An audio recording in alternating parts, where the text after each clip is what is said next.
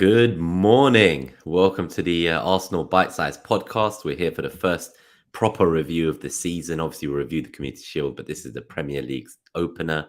2-1 to the mighty Arsenal versus Nottingham Forest. Bukayo Saka on the graphic on the thumbnail. Player of the match, I think. And yeah, we hope you guys enjoyed the instant reaction yesterday, seeing Clayton at the stadium. I know it's awkward for him trying to film his reactions with people standing next to him wondering what he's doing, but I'm getting used to it, I think. And even my mate sits 10 rows above me, and like as soon as I finished, I was like this, and I looked up and I could just see him like attempting to record me. I was like, I don't like this life. good morning to Mike Halpin as well, who's here live in the chat with us. I Good spent to a lot of see. time with Mike this weekend. Saw him on on Friday at Fest, and saw him yesterday in the concourse. So, Nice. how's your head, Mike? Yeah, let us know, Mike and Bungle, sapping in. Good to see you as well, That live, Bungle? buddy. So I guess when I heard the instant reaction, obviously we don't tell each other what we're going to say because we try and capture it like seconds after the game while it's all still raw and just give a high level overview. And I thought that actually, like when you talked about the kind of lack of control to kill off games, I obviously didn't mention that in mine. I did say it was squeaky bum time, but I think you obviously hit the nail a bit better on the head in terms of I couldn't quite put into words at the time what it was that had frustrated me. And I think you got that spot on. Good to see Plonker here as well. Good morning, buddy. Hey, man. I heard he had a good end to Fest on Friday. Yeah, I saw some photos of a lot of people out in a nightclub. That couldn't be me. I wish I was What less time of a did you dip lightweight. out? I dipped when Dread left around 11. So, because Okay. I'd left my house at like 11 a.m. and I was 12 hours in. I was like, I can't hack this. I was like, I drank a pint of water and saw there was a train. I was like, see ya. I did an Irish goodbye, as they call it. That I love it. Like I don't know why they are frowned upon, Irish goodbye. Like I think they're so good. I'm just like I cannot be bothered to go around and say bye to everyone, so I just dip. Especially when there's a couple hundred of them at the event, right? Yeah. Like, and from my culture in Iran, like, when you start saying goodbye to people at a family, like You're get there together, you're there for another hour. Like by the time you said bye to the last person, you had to say bye to the first person you said goodbye same to as mine again. in Goa. Yeah, exact same. Yeah, and then you end up committing to another event you don't want to go to. Yeah, because you've managed to spend so long there that next thing you know, instead of going home, you've been given a bed and now you're going clubbing. Yeah. Good to see Bobby here as well. Thanks for tuning in this morning, buddy. Hey, man. Hope you've enjoyed London. Lovely to meet him on Friday as well. And then Pontus, hello to you as well, my friend. So I think today, obviously, we'll probably go for about an hour. We'll do a bit more of an in-depth review, and then we'll be back later in the week to preview the next game. I think it's against Palace away. Yeah, we've got Palace away next Monday, yeah. So, okay, it's a Monday night kickoff. Okay. Yep. I wonder if I can get myself to Selhurst Park somehow. That would be nice. I'll try. You live fairly close to it, right? Yeah, I had friends who were like season ticket holders over the years, and we used to sit in the home end. And like obviously, even the Would you season do ticket that? well, the season ticket holder himself is an Arsenal fan. So like, What?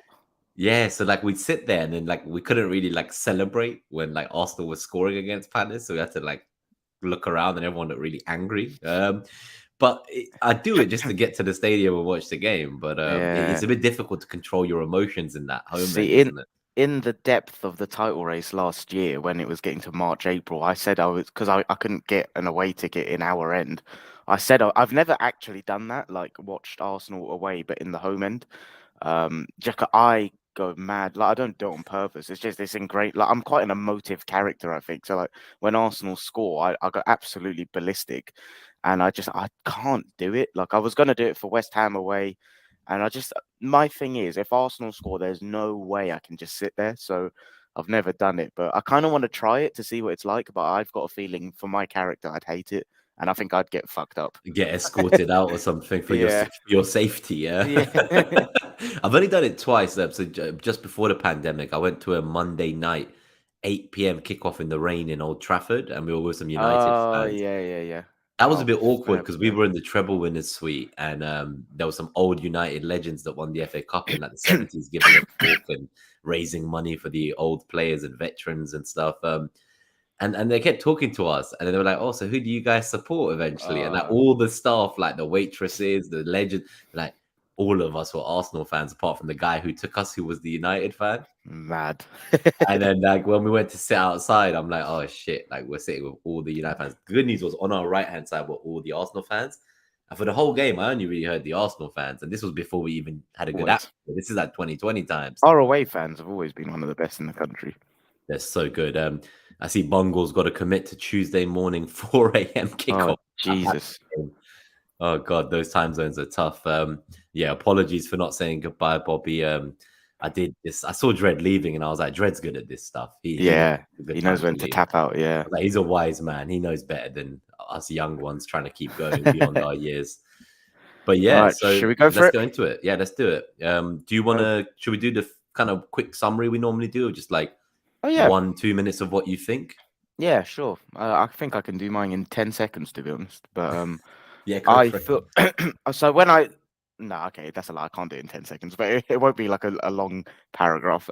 When I saw the lineup, I think I tweeted this. The tactical little bit in my brain got so horny, man. Like I was picturing all the little combinations, all the rotations, and yeah, like personally, I've seen a lot of mixed narratives on the timeline. My narrative was, what I believe I saw was I thought we were very, very good in possession while we were kind of figuring relationships out. I thought we had that element of control for first half was, I thought, brilliant. I thought it was a clinic, and I came into the second half thinking, okay, this is an opportunity to kind of put 3 or 4 on the board here. And I know it's only the first game, but I want, and I think Arteta would have instructed this, I want that 100-goal target in the head. And I want games where we're 2-0 up at half time against Forest at home to be the opportunity where we see this team kind of become arseholes and like really stick it to these teams. And that's why I was a bit wound up. So like first half, I thought it was really good. I thought it was a clinic. I thought some of the rotations, I don't know if this stuff comes across on the telly, but like obviously you've seen my seat at the Emirates. Like tactically, it's really good. You can see everything. Some of the rotations are absolutely nuts. Like I don't think people still grasp like the tactical brain of this team. Like, you know how we speak about this one brain team, like there were so many moments where like obviously Partey started from right back, and then he's like dropping in between the centre backs, and then him and Rice are forming a double pivot, and then you've got Odegaard covering out in the right half space. You've got Declan Rice pushing out left, and Havertz is automatically going set. It's so clever. I can't tell you like how beautiful it is to watch. So sorry, I've gone waffling there, but just like I think tactically I was enjoying it so much. So yeah, my summary was I thought we did really, really well, really encouraging things. Element of control was there. And then it's been a long weekend for me with Fest and Arsenal. I feel like I'm struggling a bit. But then like second half, it's just I actually still thought we had an element of control up until I want to say it was like the 70th minute, and then it started getting a bit end to end, and it's nothing to do with this, but it was around the time when Trossard came on, and the reason I'm pointing it out as that is because all I remember was we kept counter-attacking, and I remember Trossard was great at driving up with the ball, but I remember thinking I don't want us to be doing this, like just relax.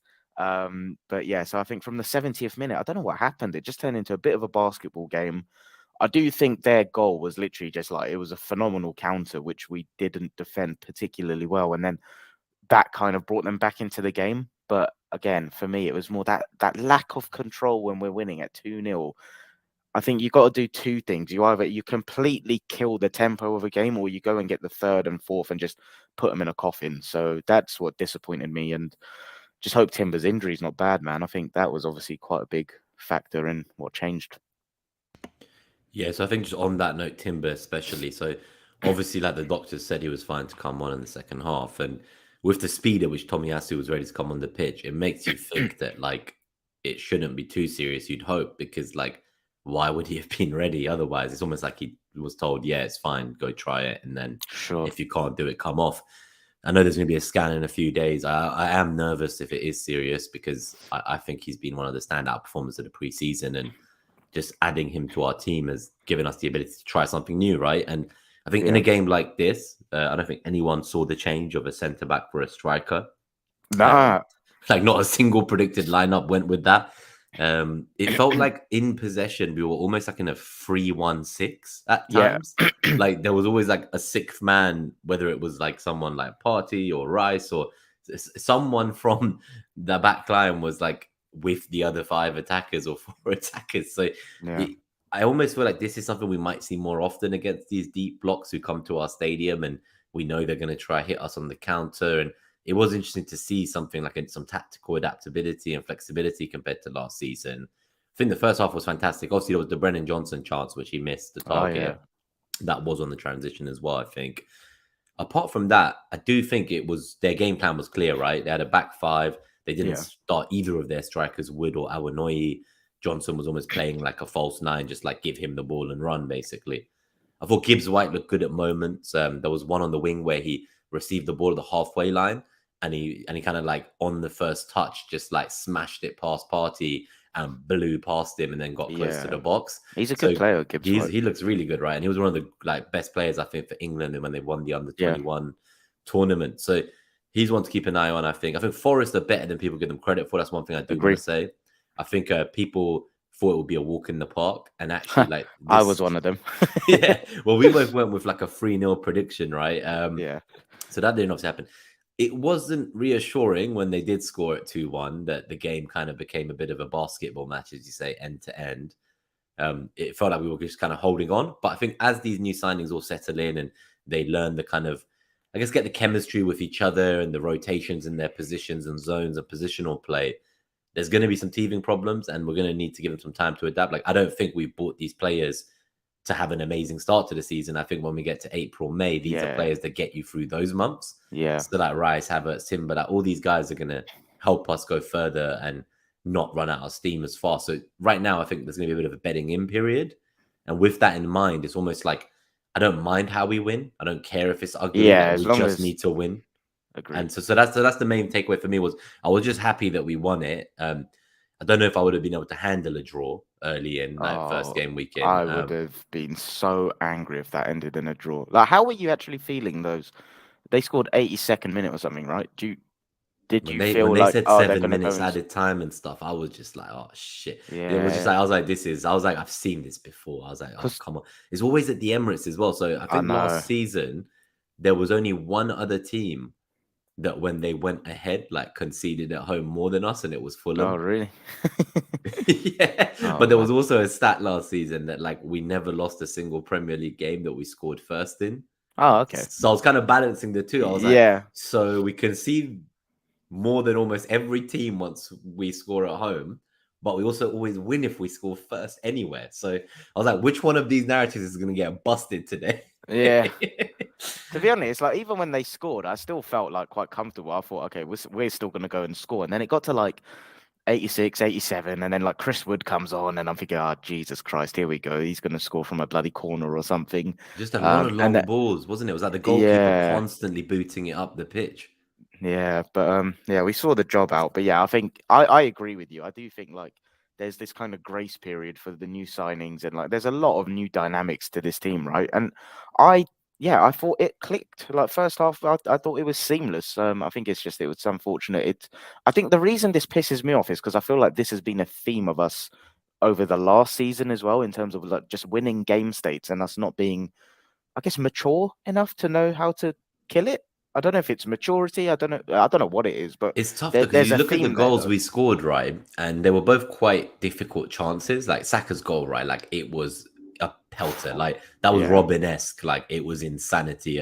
He just cracked that into the net. Like honestly, like the way he created the space for himself. And this is what makes me laugh about this. How can Arsenal keep their XG stuff? So fuck the XG, man. These guys are not going to revert to nothing. World class, like. When everyone's saying about Son, they're like, "Oh, he's a world-class finisher." Like, I don't. But because Saka like overperformed his XG last season, supposedly it can never happen again. Yeah, and his underlyings can't go up with age as he improves, right? Yeah, that's the view of the majority. So to give you an interesting take, so I know another Arsenal fan who he was a bit like, "Why have we done this? Like, why are we trying to force Havertz into the lineup? Why the fuck have we went to Gabriel? Why is on that? Should we go to the lineup slide? Yeah, that's what I was going to say. Yeah, he was like, why didn't Trossard start? So like, it was interesting to see what you think about this lineup. Obviously, we talked a little bit about the overview of the game, but for the podcast listeners, so obviously we lined up with Ramsdale and goal. We had Partey at right back on paper, but really playing maybe an inverted role in the middle, and then out of position right back. White, Saliba, Timber. We had Odegaard, Rice, Havertz, and then we had Saka and Ketia and Martinelli. It was a very attacking lineup. It was, yeah. Definitely set up for a low block. But what are your thoughts in here? Like, who was your, I guess, we talked about Saka being a standout performer, and also we just talked about his goal. But what about Eddie, right? Because everyone kind of, like we had said before that we felt Eddie would get the start against Forest at home. But after the Community Shield, So both of us went very cold on it. Yeah, I think you did, to be fair to you. I just Oh, yeah. Well, I was so sure Eddie would start. And then, like, after the Community Shield, I was like, oh, maybe he just rolls out the same lineup. Maybe it's Havertz. Like, maybe it's Trossard. And I just started second guessing myself. But what Arteta said in his interview is, and it was amazing the way he said it.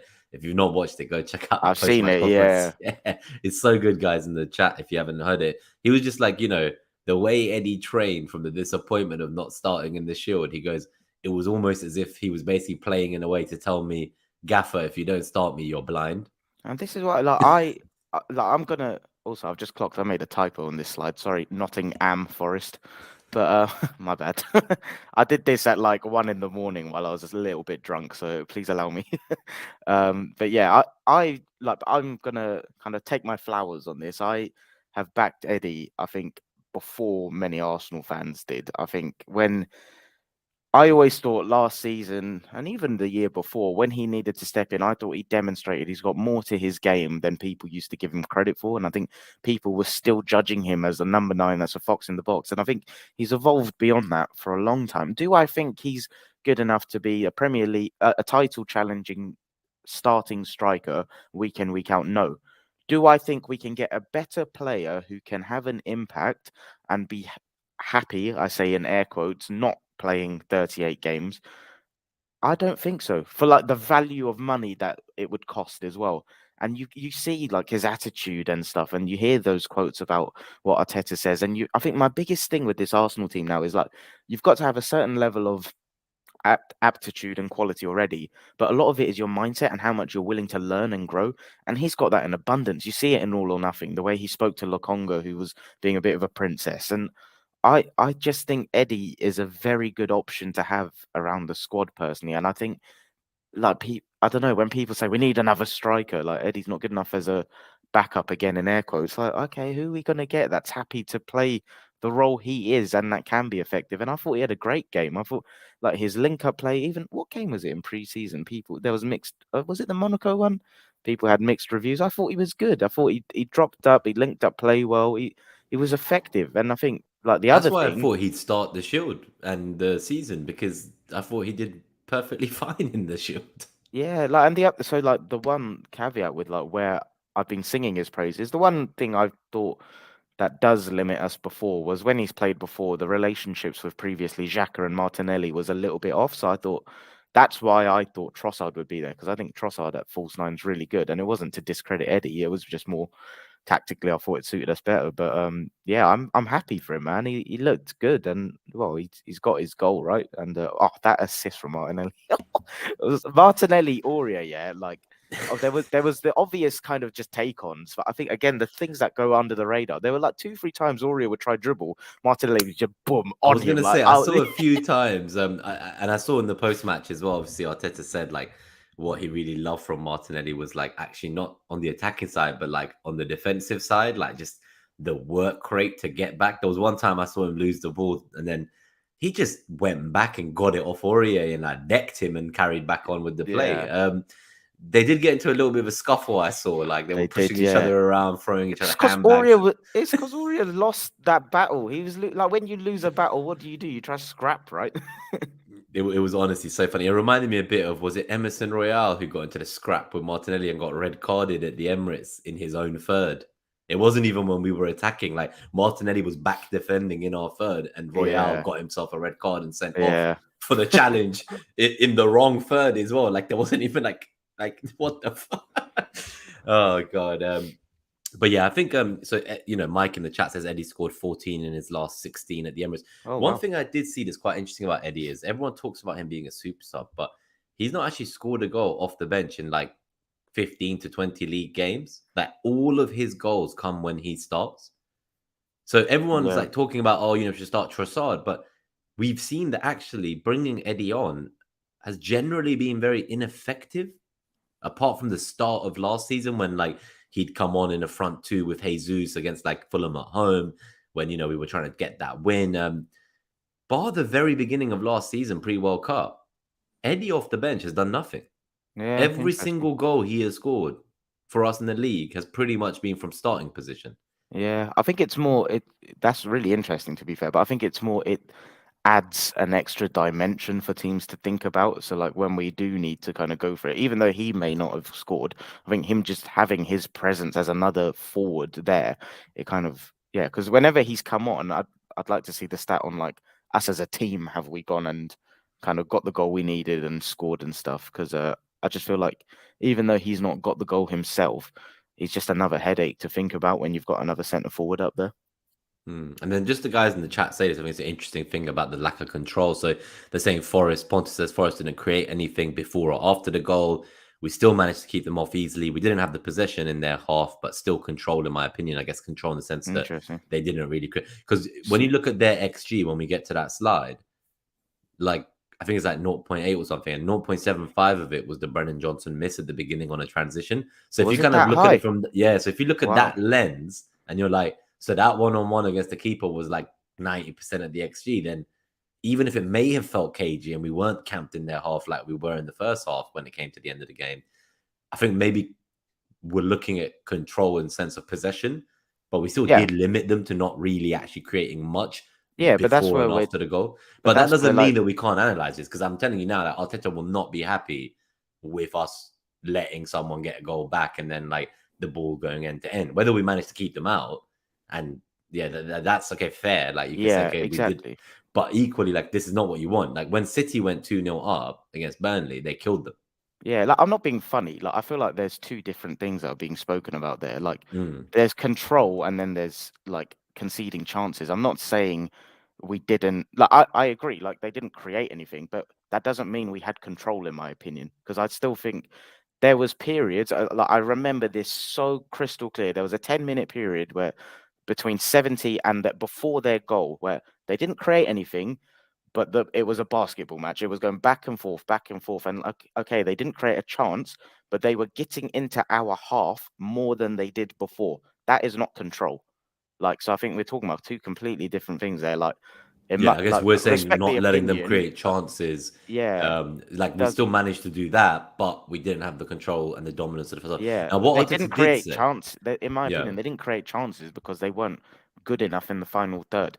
They still got into the final third. That's not control, in my opinion. So, like, I respect the opinion, but like, I completely disagree. I think what Arteta said though makes sense as well, because he actually said, "Look, we can't dominate and control a game for 100 minutes," and that's Is that true. what he said? No team can. Like no I've team not. can. I tried to watch Match of the Day, but I That's fell the thing. asleep. Like no team can do that. Like no team can. Like even City, like they'll just kind of sit off at times, right? It did feel like we did quite well though in terms of like executing our plan, staying patient, getting those first two goals in that half. I think Ramsdale made a couple saves. I think one of them turned out to be offside anyway, so it wouldn't have counted whether he saved it or not. Yeah. But there was definitely it was just nice to see them all there. And I think just some of the guys here talking about Declan Rice, like, oh mate, he's a monster. I just love him. Yeah, I just love him so much. Again, another like just I always get a different perspective, kind of being there, like when I'm watching on telly and stuff, and every 50-50, like there was one where the ball went like head high, someone threw their leg to kick it and he just boom in with his head, and like anyone else they're like, oh, rolling around like they've got kicked in the head, and he's straight up, he's on it. 50-50, he like the way he gallops, and like the ball will be like a few yards away and he just like extends his leg like a flipping horse. Like he's a joke at winning the ball back, and I think I knew he was good. I think it's going to be one of those I didn't realize how good he is, kind of thing. And he's still adjusting to like the way we play, right, in a possession-heavy team. And he said he's had a footballing education just coming here, and he watches games in a different light now after hearing what Arteta thinks. And he's now watching matches on TV, trying to analyze them the way that Arteta talks about. Is that what he said he's doing? Yeah, it's that learning mindset you spoke about from Eddie. Like, I think it infiltrates through the whole squad. I think the guys who don't want to learn, they're the ones who've been like slowly taken out over the years, like the Yeah, Lokongas and the Tavareses, maybe, where there was maybe a bit of an ego there rather than willingness to accept why they're not starting. Like Eddie doesn't complain; he just goes on the he just training works pitch and harder. works harder. Yeah, Yeah. he What was did the you proof think of. of Havertz? So I think he'll be judged for goals and assists, which is really wrong because people aren't watching him off the ball. And I think if you look at it, like one of the things I actually got a couple video freeze frames I took screenshot of, and it's about the 6th minute in, 7th minute in. I'll send them to you after. And Sure. you can see like Rice is just pointing and he's telling Havertz to move central into the number 10 role. Yeah. And as soon as he does that, we then have the free back line, and then we have a diamond with Rice in the middle at the back of that diamond. You have Odegaard on the right of the diamond. You have Martinelli, I think, on the other, or someone there, and then Havertz is like the 10 in the middle. So we're then attacking in this kind of 3-1-6 we were talking about, right? And you see that Yeah. straight away, like 7 minutes in. And what that structure does is, right, it creates all these free passing lanes for the wingers to get the ball in 1v1s, but then they can combine with their teammates in half spaces. So I Yeah. felt what you saw from Havertz and Odegaard a lot was they would be really high up in the build-up, but then they would take turns dropping in and out, and just totally like manipulating the opponent's team and moving players in and out. And you kind of see like Havertz, he gets this kind of license to roam into the attacking space from deep, Yeah. right? But the thing is, like, I think over time, as he adjusts to the way we're playing, he will score goals. Oh, But I just think right 100%. Yeah. now, I saw people judging him and his performance as if he was the one playing number 9, not Eddie. It's like Yeah. his role was mainly an off the ball role. Like, yes, you want him to, when he does arrive into those attacking spaces from deep, sure, you want him to get goals, but that's not the only thing he does. And when you look at Yeah. all the work he's doing off the ball, it's allowing us to play in a different way, It a is. way that we Yeah. couldn't play. And it's especially effective against these kind of deep blocks where they then don't know what to do. Like, there's just people constantly moving up and down the pitch, manipulating zones, making them have to follow you. Or if they leave you, then you're free to receive. If they don't leave you, someone else is free to receive. So I just thought it was a really great game. But obviously, I don't think he did well enough when he gets into those final positions. So I do Yeah. think he could still do more to get those shots off and the goals. But I just think that will come. Yeah. But I think people criticized him as if he was playing striker when that was literally not what he was doing in this game.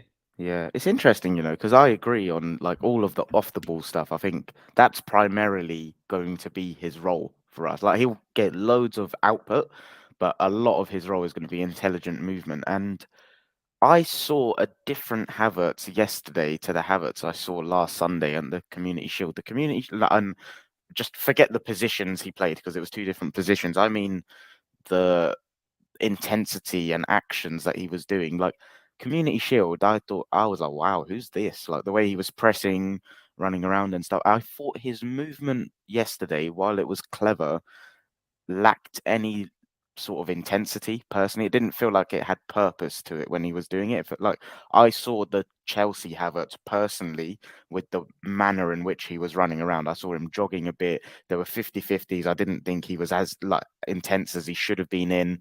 There were a few, like, as much as people are saying his movement was really good yesterday, I personally thought there were so many more opportunities for him to move and he was too slow to see the space. And like, I'm not saying I'm bloody like a genius or anything, but like I could see there's loads of opportunities where he was having to. And okay, I'm going to cite the example you gave. Rice was telling him so often when and where to move, and I get that it's a very different role for I this think guy. but that's the thing about, so that's just the positive of Rice, I was trying to say. Like, Yeah, he was the one dictating to everyone what to do, and the guy just arrived. So like when but you look at the difference between the effectiveness and intensity of what Rice does compared to what Havertz does, then yeah, I do see a disparity yeah, there for sure. but that's one of the like it's an embedding period, right? Like how you spoke about Rice seeing the game in a different way.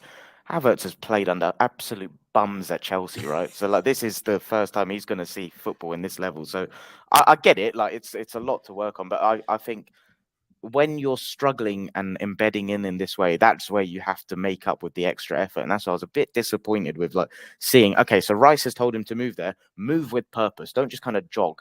And like when you've lost the ball, go and fucking win that ball back like 100% hard. And that's what I saw in the Community Shield. And I personally didn't see that yesterday. And I thought when he did get the ball, like first half, I thought this guy dropped a disaster class, man. Like every time he got the I saw ball, your tweet because you were like, "Oh right? shit, I've gone and Yeah, spoken him up and before the match." yeah, yeah. Plonker and I were like bigging him up about as an FPL asset, and even as a player. Like I've put myself out there. I think this guy can get. I think minimum he'll get 10 goals, 10 assists, and I think he can get upwards of like 16, 17 goals with where like the zones he's going to operate. But the reason I tweeted that was just what I've just said now, and also when he got the ball, like his passes were just like quite ineffective, like they were a bit sloppy. It felt very nonchalant the way he was doing things. Whereas I don't know, Sunday the Community Shield, I thought, okay, this is a player that's hungry, but like it's one But I think it game. depends on what he's doing, right? So I think against teams that will press us, where Forest literally didn't press us, he can be that other option of like Yeah, playing over their last man and like receiving the long ball and helping nod it down to like empty space for someone else to come in to play on our side. But so I think against those kind of teams that are going to press us, Havertz can play a very different role. And I think that's where like the discourse on him, like on the ball, is true. I think that he needs to improve. So everything you just said that was like lacking was like on the ball. But I yeah, think if you like watch back this game and the guys in the chat are saying, I think Bungle saying it's hard to watch him off the ball on the telly, and that's true because obviously like the camera angles don't even show you what's happening off camera a lot of the time. But when I kind of watched it, someone put a clip out there of what he was doing off the ball. So try and find it because it was no, for me. that's the thing. I could That's the see thing. it, Like, is what he but does is he I know should have because done more. but you were saying like you didn't see that they were just like jogging and they weren't doing much. But what I would argue to counteract that is like you look at the lanes he's blocking. So it doesn't matter No, what no, intensity he's that's running up and down at. Like if he's in the no. space So to block the lane, he blocks the lane, right? I So feel like I'll get misunderstood here. So like I tactically completely understand what he was doing. There were other moments where he didn't do it enough.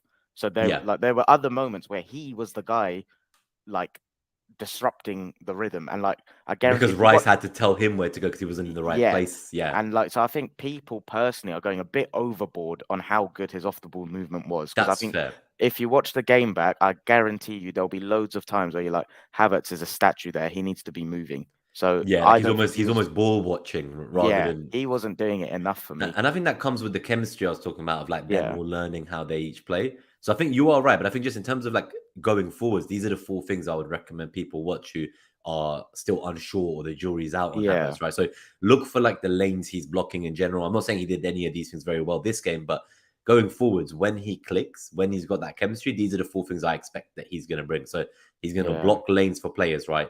He's going to make rotations to get other players inside because he's going to drag people out with him. The spaces he's going to create, through doing that, and then just his positioning between lines.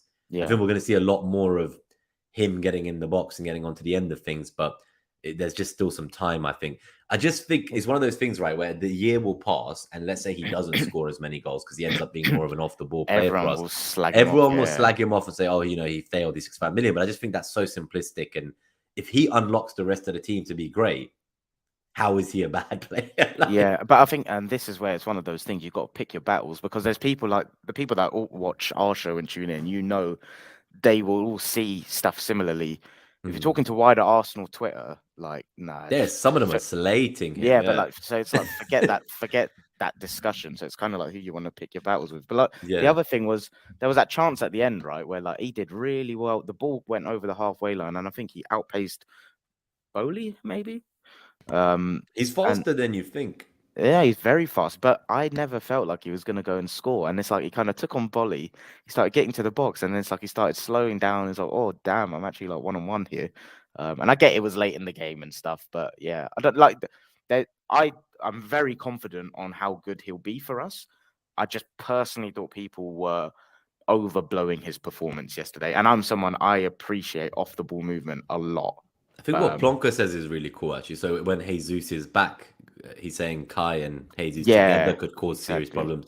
So I think if he's got like that kind of striker playing who's going to drop deep, they could almost interchange at times. So it's like, who do you 100%, mark? yeah, Like, is it Jesus you mark in the box, or is it Kai's going to suddenly appear in the box? Like, which yeah. one's going to be there? And is it going to be Martinelli drifting in because Jesus has gone left? And where's Havertz now? Like, I want to see this team with Jesus. That's the one thing I do want to say. So as much as I loved what I saw yesterday, I couldn't help but think, imagine this 3-1-6 in attack against a low block but Jesus is dribbling, Jesus Oh, is hold up, Jesus is all round positional play. I was like, I and was Zinchenko in a salivating. team. Yeah, and Zinchenko. I was salivating for some of our most gifted like technicians aren't even on the fucking pitch. I know.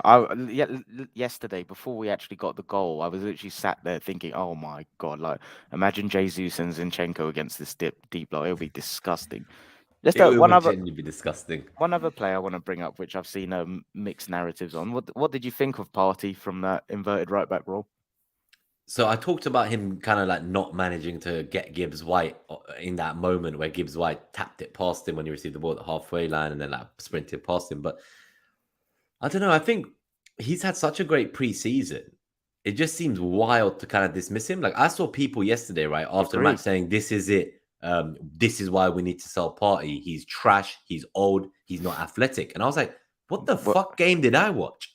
I'm like, "Are you mental?" I'm like, "Are you fucking mental?" The guy basically played the Cancelo role, sitting in midfield, which and like he was good. Like Mate, I thought he was good. that's why I Like wanted what to the ask fuck? you. Because yeah, like I think most of the listeners know this, but you and I never talk about the game until we get on here. And like you, I saw people slagging him off. I had Sud from Planet FPL message me saying he's not good at Partey's not good enough for our team. I was like, what game did you watch? Like, I thought he was not brilliant, but I thought he was on the ball.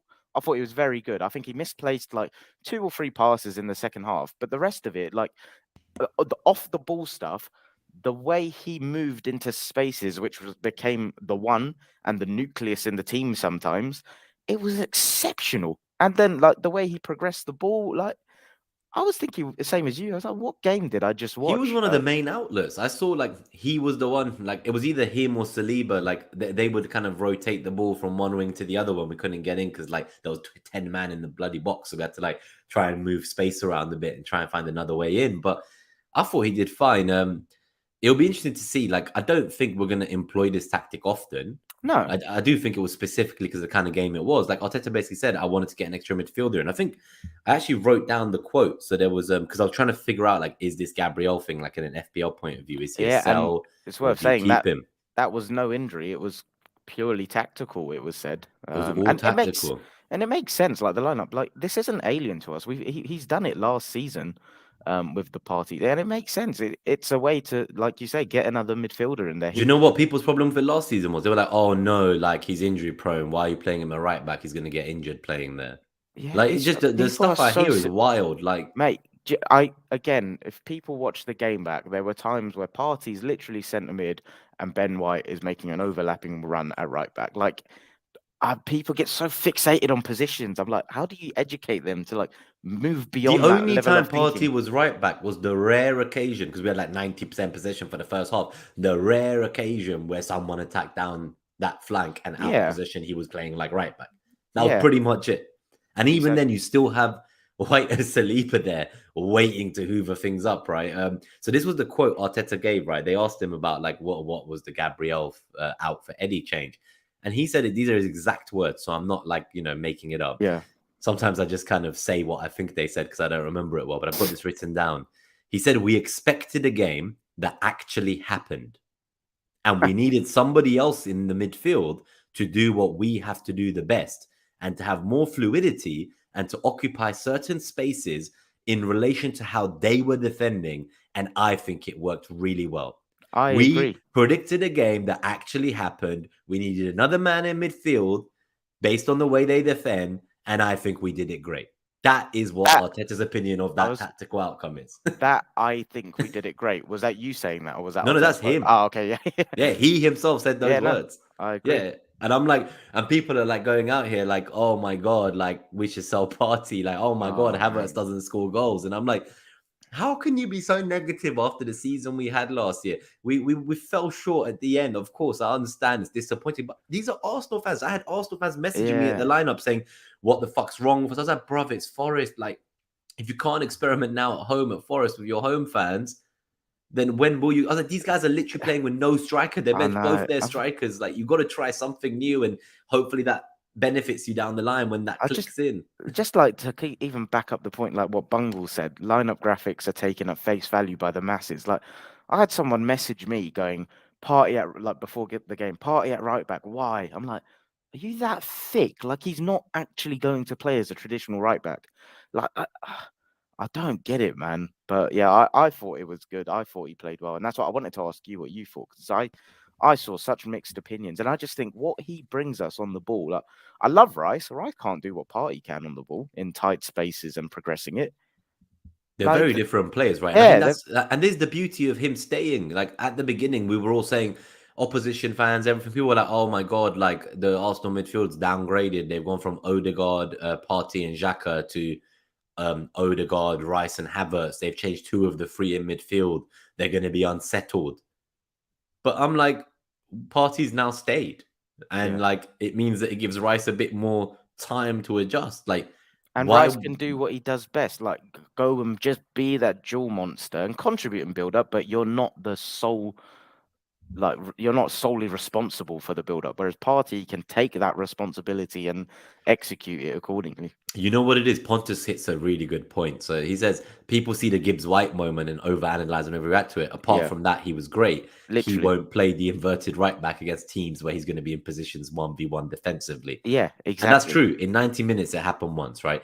And I think people look back to previous seasons, not even last season, season before. Like they look at like the Community Shield, was it? They look at like him and Tierney fluffing it and then like City scoring. They look at random other incidents and somehow they bring that into the performance of this Yeah, game. Like they look at the Spurs game where he stopped running because he was injured and they scored on the yeah. counter. Like they're like It's like proper how putting Ben shit from White's still years ago onto him. perceived because of the Brentford debut. When Yeah, they're Ben like, oh, White, he's not good aerially because he played fucking Ivan Toney, one of the best strikers who gave every defense a problem last in a season. very dismantled Arsenal team as well, like it was, yeah. Ah, man, It's he's just Ben. frustrating, but it's good to hear that we both kind of felt that he did as good as he could. Yeah, Going and into the next Pontus as game well. as well, when we do the preview, we'll talk more about what we think there. But I do think we might see Gabriel back in for that Palace away. But then Yeah, again, Fulham at home, what happens then? Is it Partey at right back yeah, again? I Like know. we've got an unpredictability Lineups are about going to be us. hard this season, man, to Yeah, predict. we honestly have an unpredictability that like we never had before. Like we were always just one plan, plan A. Everyone knew like you might have one player in the 11 that could change. We've not even got Zinchenko and Jesus back in this team yet. Like Nelson's Was still Zinchenko around. on? Was he in the squad yesterday? I don't think he was. I think it was too Okay, early for him, they said. But I wonder obviously if he'll be Tierney available. wasn't in the squad. And I know there's a club, I forgot who it is. Sociedad. Sociedad keep trying to bid for him, but they all want loans, and we've said we only want to sell permanently. So Yeah, we'll see how that goes, but it seems like he will move on. yeah, If he can't get into the squad on match day, even with Zinchenko not in it, then that yeah. does not I've bode been well saying long term. all summer, like I love Tierney, but we've moved way beyond him. Like I was seeing so many kind of arguments to keep him and stuff, but It was for I, that Timber inverted role, right? They were like, "Oh, Timber invert from the right, yeah, I put just Tierney think at left back." Tierney technically is not on our level anymore. Being brutal. I think I said to you before, I thought he's a Champions League level fullback, but at a club that plays a system that suits him, like maybe a Newcastle. Yeah, Like if he's there playing instead of Dan Burn at left back for Newcastle, like yeah, I'm sure he'll be fantastic. But we've evolved and we play in a different way now, and he does look good when he plays sometimes. But I don't know. I don't think it's for me personally. But no, yeah. I'm very happy for Eddie. Very happy for Saka. Happy to see Rice, Timber, and Havertz start together as we start to get the signings bedded in. I hope Timber's injury isn't serious.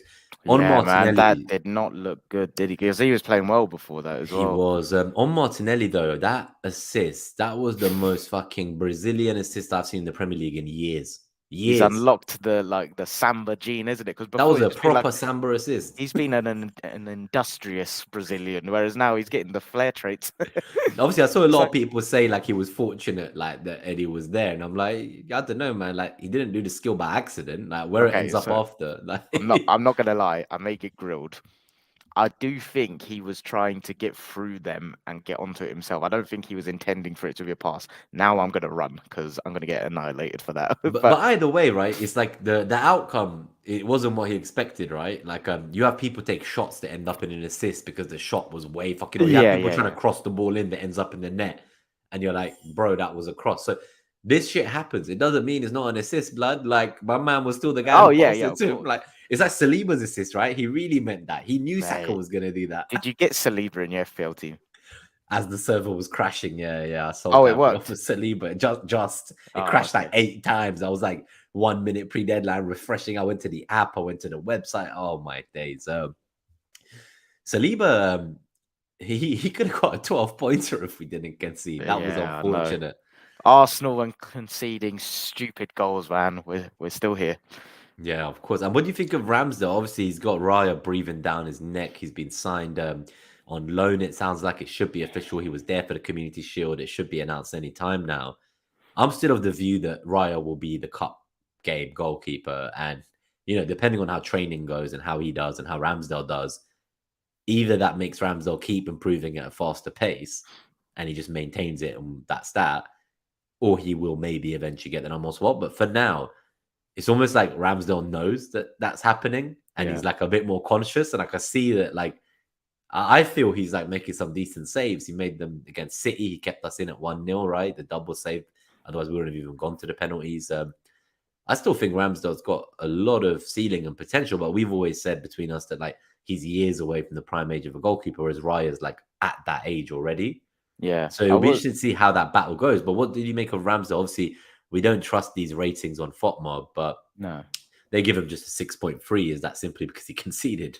I don't know. Like, he made a couple of good saves, but there were also, like, there was a corner at the end he completely flapped out. Like, his distribution wasn't his distribution. I am open question, not really made up my mind on. Is his distribution as good as we think, or was it just a patch he went through where it looked exceptional? Because I don't think since this calendar year his distribution's been that good personally. There was a period where it was really good, wasn't when it? he first came in, yeah. And like, I'm not. That's not the conclusion I've come to, but it's a hypothesis I'm analyzing Keeping in my an head eye every on, week. yeah. And like, even there was a time where he went to clear the ball and he got pressed and it got closed down. But what I think we're going to see brand new this season, which we haven't seen in the Premier League, you know how this week Nketiah was training like mad, and it was like, Gaffer, if you don't play me, you're blind or something. I think we're going to see the goalkeeper change frequently in the Premier League, based on who's training that week. So Because I we think essentially have two number ones, right? Yeah. Not many clubs have that. I know that at Brighton, De Zerbi said when he spoke about Steele and their new signing Verbruggen, he was like, yeah, so they will share games 50-50 based on who's in form. Like, he literally said that. And I wonder if it's a similar model here with Raya and Ramsdale. I hadn't seen that quote, but that's exactly what I think it's going to be. I think Ramsdale will keep the shirt, but if Ramsdale's trained like 7 out of 10 that week and Raya's trained 9 out of 10, Raya's getting the shirt that weekend, no doubt in my mind. That's how I think it's going to operate now. But what I'll say to that is Ramsdale is the character. From what I perceive from the outside, I think Ramsdale is the character where that level of competition will get the absolute best out of him. So I think Ramsdale is not going to drop any less than a 9 out of 10 in training now. And then it's like, if you get the chance on match day, you have to perform, son. Otherwise, you're out of the team next weekend. So I don't think it's more reassured having them both, though. Like, especially when you go to like April, May time, you got Champions League. If you can still stay in it, other cups, you'd hope that having 2 players per position, especially on the goalkeeper front, it's a big upgrade. I think. I remember going into a season with Renarson as a backup goalkeeper, so it's a big change from that. Should we look at the stats of the game from Marcos Stats? I feel like we've covered most of the players. Let's go through it. But yeah, just one final thing to add on that. I don't think we're going to have cup keepers. I think it's going to be. I don't know what the tactical thing will be behind it, but I think there'll be tactical instructions. Specific tactical nuances based on the opposition that dictates who's the keeper. Not quite sure what that is yet. Like, maybe, like, do they cross quite a lot? Do we need short or long distribution? That sort of thing. But also, I think the biggest thing is who's training in that week that deserves to get the nod. So I think it's going to be done that way rather than you're just our cup keeper sort of. So it won't just be an outfield thing like with Eddie this week in training. It will be anyone in the team. If you. Oh, sorry, I was talking about the keepers. But that's what I mean. So is it like we thought with Eddie it was just an outfield thing, but actually yours predicting we may see that in the goalkeeper line as well. I think so. Yeah. Cool. So for the podcast listeners who can't see this is from Marcos Stats on Twitter. He normally does this after every match in Europe through a bot. So it's worth checking his free data on any game you want to look at. So he has the cumulative expected goals in the game. It's a nice visual graphic. It's a 49th minute if you want to come from the podcast and see the graphics. There's also cumulative expected threat and opportunities. So In this model, Arsenal's XG was 0.79 to 0.81 for Forest. The expected threat was 1.6 to Arsenal to 0.97. Possession 78% to 22%. Field tilt 83% to 17%. Defensive action height 54 to 34, basically. So I think the one that really calls out, and a lot of people talked about this, is that our XG was almost like, to get 2 goals from a sub 1 XG, that is overperforming, you could say. Yeah. I think both goals, they came from like 0.3 XG or under chances from both Eddie and Saka. But what I said to you just before, for anyone who wasn't here and missed it earlier, is that 0.81 for these guys, right? A lot of it was the Brennan Johnson chance in the first half. So like a significant portion of it. Yeah, you can see it visually there. Look at that spike. This is a big spike, and then it flatlines to the 80th minute, and there's another spike from their goal, and then it's basically flat again. So there's only really like those 2 moments. That flat line, like, who died? Jesus. Yeah, I don't think I've seen a flat line like that this like last season when we looked at these graphics. So I think it's a bit overblown, this idea that like, oh my God, like I think control and like chance creation and XG, they're all very different things. They're 2 different things, yeah. Yeah. And maybe we didn't kind of do much, like enough with our control in terms of creating chances ultimately. And that's something we can look at and improve. But to say that like we were on the road, So this is where, so look at the threat one, right? So forget Forest, because again, I firmly believe, like everyone's talking about 2 different things here. There's control and then there's conceding chances. I'm not saying we conceded chances, but we didn't have control. And look at that graph with the threat at the bottom. Look at that big spike. That's before the goal. That's exactly the 10-minute period I'm talking about. Look at their threat. Forget ours. Look at theirs. There's a huge spike there, and that was the 10 minutes I'm talking about. That is the evidence there. We didn't have control because their threat spiked massively, and it did turn into chaos. And what I always say about our threat to help my arguments is, okay, the XG didn't come from it, but the threat was there. And threat is being in the areas where a decisive action could convert into a chance, but it didn't. They had that threat. They were in the right areas. They were getting in the right areas frequently. They just didn't have the quality to convert. And I think that's where we need to be a bit careful with these things. Yeah, no, I totally agree. I think the main thing is we need to kind of also appreciate that this isn't how we're going to set up against most teams. Like, we're going to finally be unpredictable, hopefully, and play different ways for different opponents. And this was specifically because, like, they didn't start with either of their strikers. They just wanted Brennan Johnson on the counter. They defended in that 5-man deep block. Like, this was like, how do you get, the ball through the thread of the needle to even create a chance against this team with so many people defending? Like that first half, we basically played in their half, right? Like, I remember look at that field tilt. That's a joy. That must be one of the highest we've had. That might be the highest we've seen ever, like for Arsenal. So if anyone who doesn't know, it's essentially kind of the percentage of the time like spent in the final third of both sides. So it's saying around 83% of time spent in the final third was in their final third, and then 17% of the time was spent in our final third by them. So you don't see that kind of tilt very often. It's specifically for the final thirds. But and this is where, on the narrative of like our XG, granted they had a great chance, right? Which they missed. We got 2 goals in quick succession. We didn't need to, like, as much as I want us to go and do it, we didn't have that same urgency to go and get a goal and create the high quality chances because we were 2-0 up. It's one of those where we were almost waiting to invite them on so that hopefully they expose themselves a bit and leave another space for us to counter. But because when you're 2 up, like, you don't need to keep like pulling the screw, right?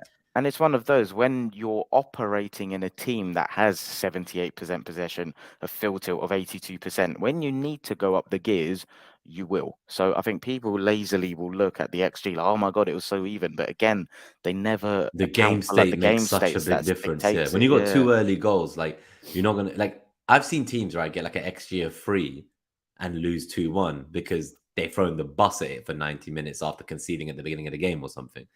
Like, how you play and how you act are going to be very dependent on what's going on in the game and the game state you're in, right? So no, that's totally fair. Why don't we look at the positional stuff that you have before we get out? I just thought I'd include the slide. I thought it kind of is a nice visual to add to what you were saying earlier about the kind of Like 3-6. playing in their half. Yeah, look how high that is. But I just think, no, positionally, we were absolutely beautiful yesterday. I thought it was a joy to watch, and yeah, this was game one in a very new system. Like we've seen a variation of it before, but with these specific profiles, it's new, right? And I thought it worked well personally. Other than just think that level of control, I still want to see more. But I thought, for those on the audio, it's basically just average positions, and it's a very nice graphic looking at the spacing between our players, essentially. I think the thicker the color of the line, the higher the volume of passes between those That's players. So you can correct. see Yeah. kind of Saliba to White and Saliba to Timber. They were actually like the most common passes. And I think I was saying this, that like we were almost just going back and forth between those two sides because they were so camped in their box. It was hard to find the way through. One positional kind of passing network I really enjoyed seeing, which we saw a lot last season, was the White, Odegaard, and Saka. The triangle, that triangle, and you can see it here as well. I thought they did some really nice plays that didn't necessarily always result in a chance, but it was really nice to see them kind of kick off where they left off last season. And then Martinelli, it feels like you can see he's a bit wider than anyone else. And I think he was very much doing a lot of defensive work as well. And I think that's what he wants from these wingers, right? Like Saka and Martinelli are fantastic going forwards, but they're not afraid of like defending either. They both were getting scrapped in. Like I think I saw because I play Sky Fantasy. Okay, yeah. And Saka got like tackling tier bonus as well. Oh, so wow. my man tackled enough people in the game to get tackling bonus. Like I was like, oh, okay. Like our wingers are like running back and defending. They're so hardworking. Like, and this is why I've never been on the Balogun train like everyone else. He doesn't work hard enough, man. Like that's a non-negotiable to be a forward in this team now. Like, I think we got the best winger pair in the world, man. I really do. I think they are absolutely exceptional. I love them. I think I just want to see how they get on this season, right? Because like obviously we're hoping that each year as they grow older and wiser and more mature, they get better and better. And I honestly think they're both potential superstars. I think they're underappreciated because they've not played in the Champions League yet. But I think this season, this is where they get their European name. Yeah, this is their chance. I'm excited to see the UCL kick off. But I guess just we're about an hour in, so we thank everyone for coming here on Sunday morning and tuning in with us. I don't think there's really any questions today because we didn't let anyone know we were going live till like on the day. So apologies for that. But we will take questions for the preview of the Palace game. So we'll put a tweet out in the coming days. We'll pick a time to do a preview. I think normally in the past we've done like Friday lunchtime or something. So we'll try to do like a Friday lunchtime preview if that works, but we'll keep you in the loop. Otherwise, if you enjoyed the episode, if we've made you laugh, if you found it entertaining or insightful, please do hit that like button. With this first time we've asked this episode, we're just too busy just loving and debating about the Arsenal, and we always forget to plug anything. So please, if you're new, do subscribe and help us on that journey to 200 subscribers. We will be back for the next preview, and hopefully if you can give us some feedback on the instant reactions, we'll try to keep doing those throughout the season for both home and away games. But otherwise it was good to see you, Clayton. Nice to see everyone in the chat here with us this morning, and we'll be back for the next one soon. Yeah, cheers everyone. Up the Arsenal. Come on, you Gunners.